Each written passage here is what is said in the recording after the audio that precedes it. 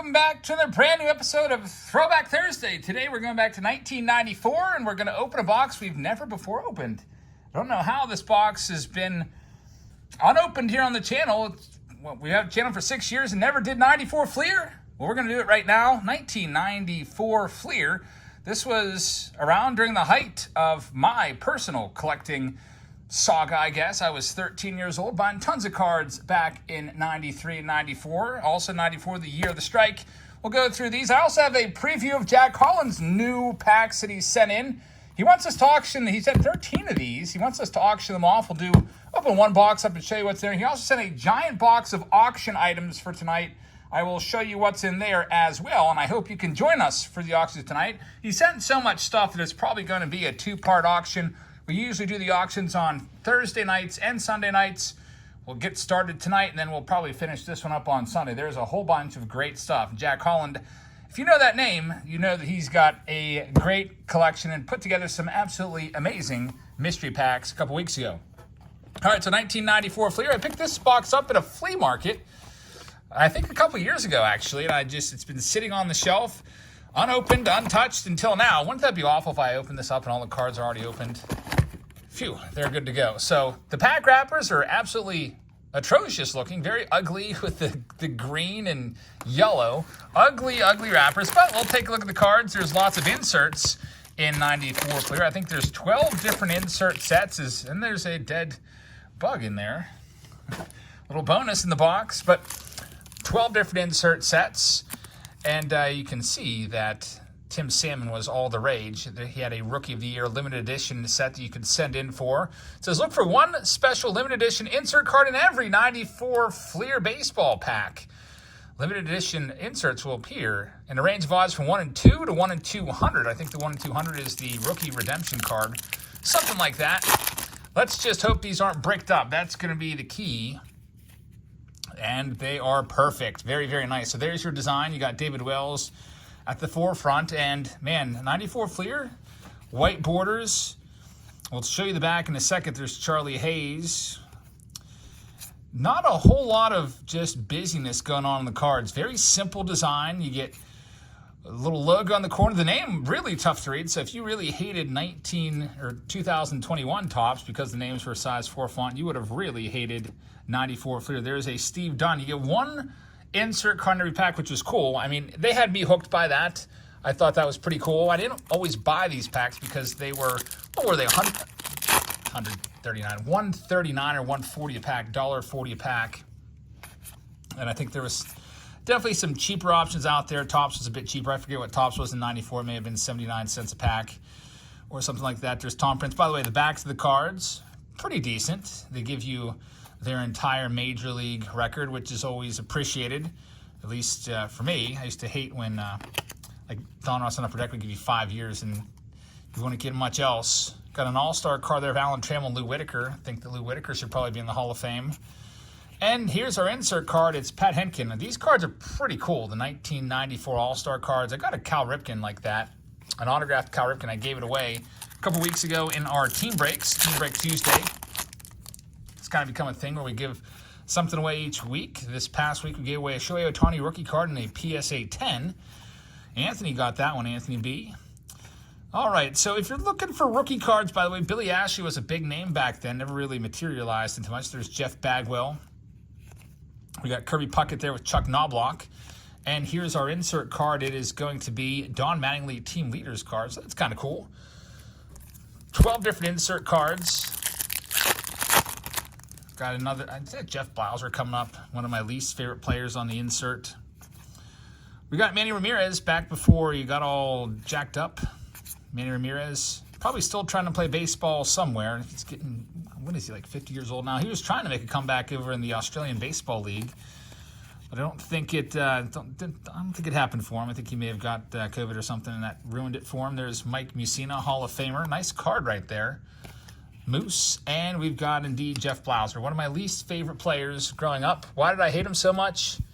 I think it was simply because he was on the Braves. And the Braves, well, you know the story. Beat the Pirates in 91 and 92. Actually, I like the Braves now. I would not mind seeing them go very far into the playoffs. I love Ronald Acuna Jr. There's Trevor Hoffman, who's a Hall of Famer. And there's Bo Jackson, 1994. Bo Jackson didn't last too much longer past 94. I think he had a 95 card. I think that was about it. We got Trip Cromer. Nice little prospect card there. By the way, I'm tracking all the prospect or all the insert cards up here at the top. Just kind of making a little collage out of them because I do think that they're pretty cool. I used to really like these inserts as a kid. The All-Star cards with the American flag seem to be the most common. There's a Craig Biggio Hall of Famer card. 720 cards in the set, so no series to deal with these. Like some other sets were doing at the time, like Upper Deck and Don Ross and Topps. FLEER was still just doing a 720 card set. Now, there was a FLEER update set, and the best card in 94 FLEER would be Alex Rodriguez rookie card, but that is in the update set. So there's really no notable rookies in this entire set. There's Andy Bennis right there. All-Star card. I like the touch of the American flag in the background. That's our third one. So every other one so far has been an All-Star card. We're going to get another one here in Paul Molitor. There's Steve Cook, former Pirate. And by the way, you saw I paid, I think, $20 for this box or something like that, so it wasn't all that bad. Again, probably not going to get $20 in cards. Well, maybe in the inserts. The inserts are where the value is going to be at. There's Barry Bonds. Nice card right there. Barry Bonds. One of my favorites. Put that one off to the side. And there's Paul Molitor All-Star card there as well. Another All-Star card. That would be kind of a nice set to put together, the All-Stars. You'll see another prospect card coming up. And it's going to be I don't know if there's going to be any decent names from any of these that we find. There's Nolan Ryan near the end of his career. 1994 FLEER Nolan Ryan. And I think that is his final FLEER card ever made. 66 innings in 1993 at the age of like 40. What was he, guys? 46 or something like that? What an amazing career Nolan Ryan had. That's a record that... who knows? That strikeout record is going to be really, really tough to ever beat. There's some untouchable records in the big leagues. Jeff Granger is the next one right there, so definitely not a very valuable card. Some of you probably are like, who the heck is Jeff Granger? I barely remember the name. But I think the most untouchable record is probably Cy Young's. What do you have? 511 wins. That'll never be done. Nolan Ryan's 5,000 plus strikeouts is going to be very, very tough as well since, pitchers don't pitch all that many innings anymore. Same reason why that wins record is going to be safe. They don't pitch every game. Basically, back in the old times, the dead ball era, Cy Young probably pitched every other game. Jack McDowell had some great years, but every time I think of him, I just think of him walking off the field at Yankee Stadium, extending his middle fingers towards the crowd in a just kind of a disgusting display. So it's kind of unfortunate. I think we have Ken Griffey Jr. coming up at the end of this next one. By the way, we also are going to show you Jack Holland's auction stuff at the end of this video, and you're going to want to see that. Man, this is a sweet card right here. Ken Griffey Jr. Take a look. It is a team leaders card. Griffey probably was a league leader. Very, very sweet card right there, Ken Griffey Jr. That is now my new favorite card of this box. By the way, the sponsor of this video was myself. Figure I'll go ahead and take this one on. There's Don Mattingly. Not a Hall of Famer, but very, very good. I'll put that up with my other good cards. With the Nolan Ryan and the Barry Bonds. We got Juan Samuel right there. There's Mark Grace, good old Mark Grace from the Cubbies. Who is this guy? Brad Pennington. Don't remember him that much. Tom Hankey, next card, Mark Langston. Man, the All-Star teams in 94 really had some, I don't want to say just like poor names, because Mark Langston had a good career, but when you think of superstars, you don't think of guys like Mark Langston or Andy Bennis or Jack McDowell or Jeff Blauser, or who's the other one that we had? Pat Henkin. So far, all the All-Star guys have been guys that are basically commons. And we'll see if we can change that up. I guess we got Paul Molitor. I forgot about him. Paul Molitor is a Hall of Famer. We got one decent one so far. Next insert, good old Jack McDowell again. He was the American League's winningest pitcher, believe it or not, in 1994. So that's a cool card. Cool insert right there. Next pack up. And we're not even halfway through the box. just about. There's Dennis Eckersley, who's a Hall of Famer. Put that up with my Hall of Fame stuff. The Hall of Famers and stars, we'll put those off to the side. Maybe I'll throw those into the auction tonight, potentially. We've got Jimmy Key. My brother used to love Jimmy Key growing up. One of his favorite players there for a year or two. Jimmy Key this, Jimmy Key that. We all had players that we were just kind of like, why do we even like them? There's Ozzie Smith. Jimmy Key was good, obviously, because he was an all-star in 94. I had my fair share of players that you might think, what are you thinking? Why would you like him? Like William Van Landingham and Jose Rosado. Those were guys that were my favorite player for a stint at one point or another. There's Sammy Sosa. Slamming Sammy with all those home runs. We've got Orestes Destrade right there. And another Jack McDowell. I used to think these cards were really, really cool. These comic-type cards. Comic book-type cards. Jack McDowell holding a ball that's, I guess, smoking or something. Man, FLEER was obsessed with Jack McDowell in 1994. That is already our third insert of Jack McDowell, and we don't have more than one of anybody else. Randy Johnson's coming up next, the big unit. Paul Molitor, Hall of Famer. I got a Barry Larkin Hall of Fame card as well. Put that up in my stack to keep in the Hall of Fame bin. And the insert here, it is going to be Randy Johnson. So this was before the age of autographs, when getting an autograph or a parallel in each box was cool. Back in the mid-90s, the inserts were cool. Getting these insert cards. Got Rafael Palmeiro coming up. All those stats, and he will likely never sniff the Hall of Fame.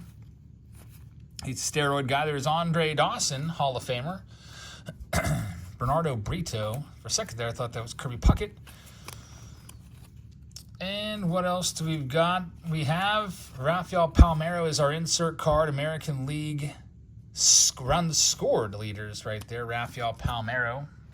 Great player, but unfortunately he got caught up in the whole steroid thing and really kind of sealed the deal on his fate when he got in front of Congress when they were doing their investigations on the whole steroid era and all that, and wagged his finger and said, I've never done steroids, period. And then like a week or two later, got popped for doing steroids.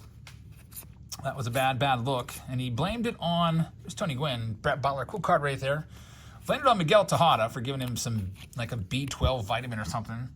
Jay Bell, very nice, FLEER 94, All-Star card. So Jay Bell wasn't on the All-Star team in 1994, so I'm trying to figure out what that is. I'm guessing that these are maybe 93 All-Stars.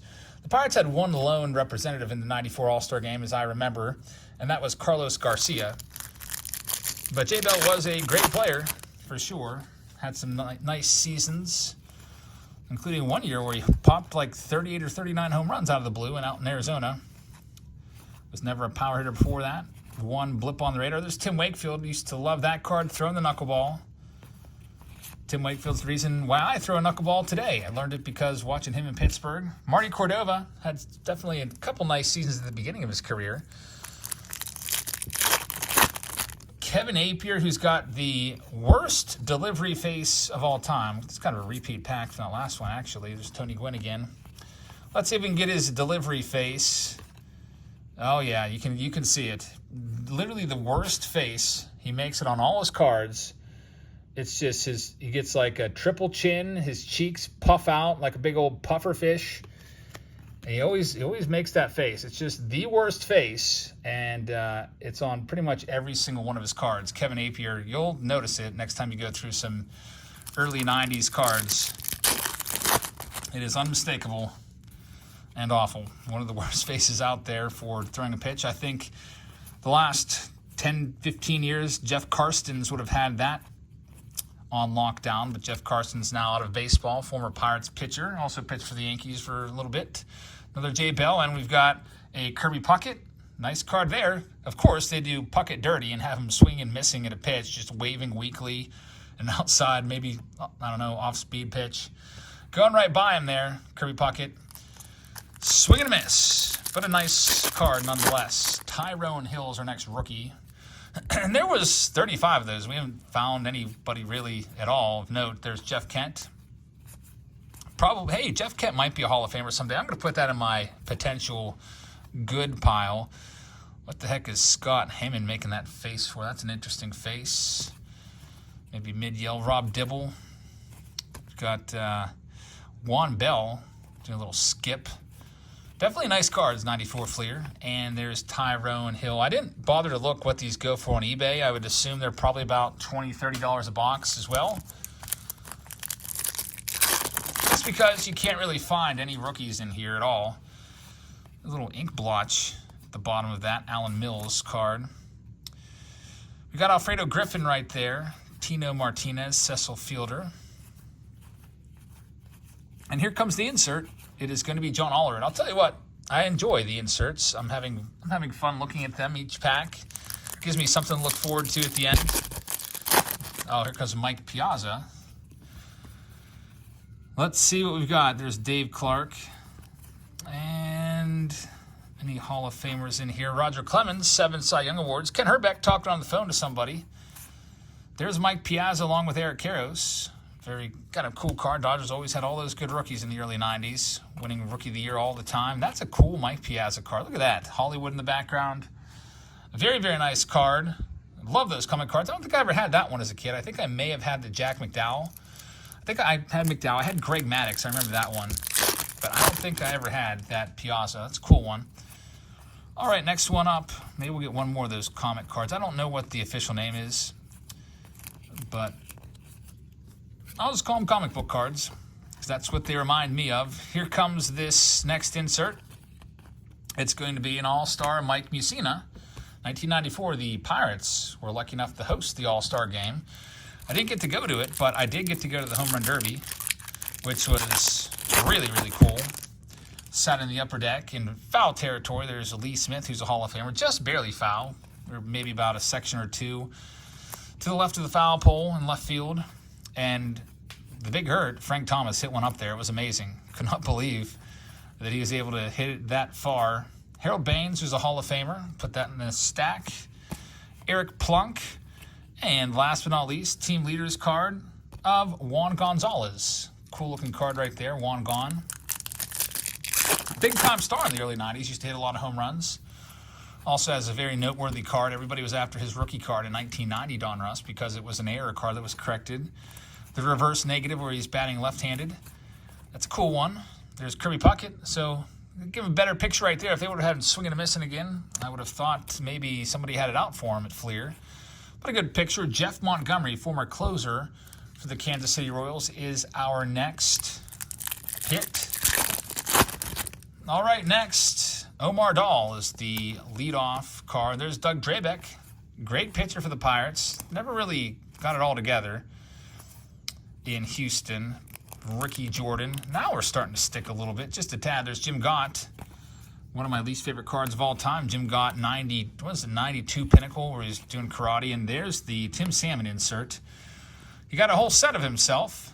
That's card number 1. That's pretty cool. Tim Salmon. He was one of the big names. You might recall everyone going after Tim Salmon and Mike Piazza in 94, 93, 94. Tim Salmon, great player. Had a nice career, but his cards now aren't really worth anything. That's the way it goes. You can be a top-notch prospect, good rookie, have a great career. Greg Jeffries had a great career. He was an All-Star in 94, and cards just now aren't worth anything. Got to be basically a Hall of Famer to have that long-term value. There's Joe Carter. It's not always the case. I mean, guys that aren't Hall of Famers, some of them on occasion do still carry nice value. Guys like, there's still people that are willing to pay good money for, say, a Bo Jackson autograph. There's Tim Costo. It's a name I don't much remember at all. And our insert card here, it's going to be a team leader card of Jeff Bagwell, Houston Astros team leader. Kind of cool card right there. I'm almost out of space on the inserts, and we still have, like, I don't know, 6 packs left in this video. Then we'll show you what we've got to auction off tonight. There's Andy Van Slyke, my favorite player when I was a kid. When I first got into cards, I was all about Andy Van Slyke for the first couple years. Kurt Schilling, I always take his cards and put him aside if I'm picking out Hall of Famers because I think that one day he'll get in. It might take him a while. There's Wade Boggs, cool card there in his Yankees uniform. We could fit that one on the screen, but not much else. Next, we're going to have Greg Maddux coming up, the professor, Ken Griffey Jr. That's a sweet-looking card right there. That deserves taking a look at the back. Ken Griffey Jr., awesome card. 45 home runs the year before in 1993. Definitely one of the top names in every card set. Whenever you'd open the Beckett and check out who the top players were back in 94, there's always nice Greg Maddux. Ken Griffey Jr., most valuable. Nolan Ryan was right up there. Mike Piazza was up there.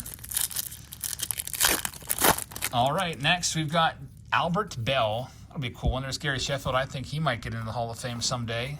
He's been trending in the right direction. And our insert is going to be the Albert Bell All-Star. Do I have any room at all to put this at? Well, we're just going to have to start putting them on top of what we've already got. Make the collage that way. Miguel Jimenez coming up next. Let's see what we've got.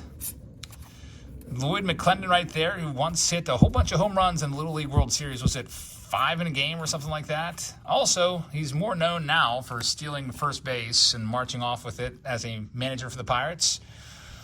Miguel Jimenez, I don't remember that name whatsoever.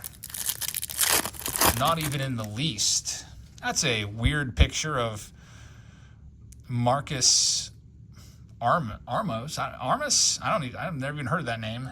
What a weird choice of picture there. And let's see what else we can find. Andres Galarraga, the big cat. Dave Magadan, who for some reason has a bunch of cards in Signature Series, Archives Edition, Archive Signature Series.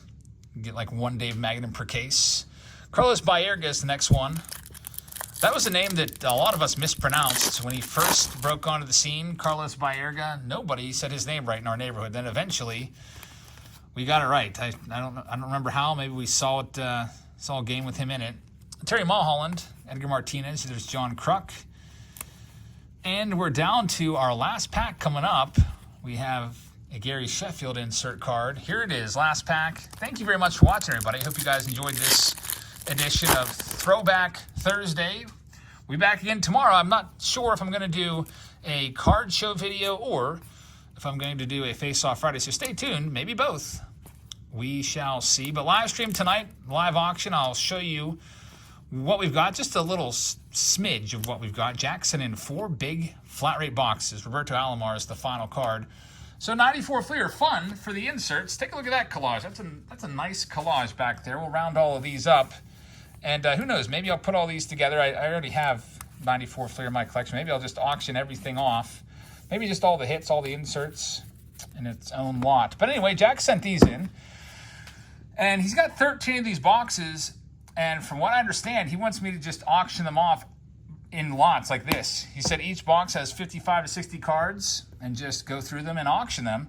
I could do that. I could take them out and make little smaller lots out of it so they're not as expensive, but these are pretty freaking awesome.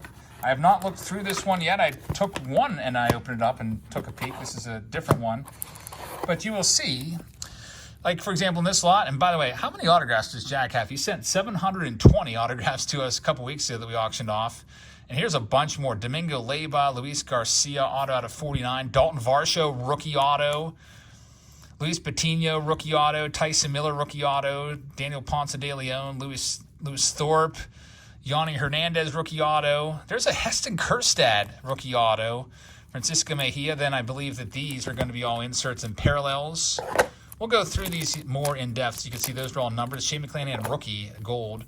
These look like they're going to be parallels. These look like they will be parallels. We'll go through them in the auction. So if you want to see exactly what's in here, you'll have to check out the auction. We got relics in there. Tristan Casas, Luis Patino right there. Adrian Morejon, rookie relic. Andrew Vaughn, triple relic, Team USA. Nolan Gorman. Then we've got some just base cards and some foil parallels like the gold foil. There's a red foil of Logan Webb. Tony Gonsolin, rookie card. Shane Boz, Mojo. So these will be fun boxes to do. And I'll have to check with you, Jack. Do you want me to do the whole box by itself? Or do you want me to break them into lots? Because we can do it either way. Kyle Lewis, that's a vintage stock out of 99. Zach Gallen, that's a Father's Day out of 50. Shirt and Apostle. So there's definitely some great stuff in these boxes. And he also sent these. Oh, man, this is a big box right here. It looks like he made lots all for us already, all ready to go. And you'll notice that there's a rookie auto Nico Horner. These things appear to be pretty freaking awesome. I think every single one has at least one autograph as the face card. Then there's other cards inside each and every one of these. I don't think they're all autographs. I think there's like rookie cards and other things in the middle of each. So take a look at what we've got tonight. Join us for auction, everybody. It's going to be fun. We'll try to get started maybe, I don't know, maybe about 9 p.m. or so, whenever the kiddos get to bed. We'll be live until maybe 11. And so this will probably be a two-parter because I have 4 boxes just like this, a ton of stuff. So there's a quick little preview for you. So that's all we have for you for right now. We'll be live tonight with the auction. Thank you very much for watching this episode of Throwback Thursday. I hope you guys have a great rest of your Thursday evening, and I'll see you in the live stream later tonight for the auction. Good night, everybody.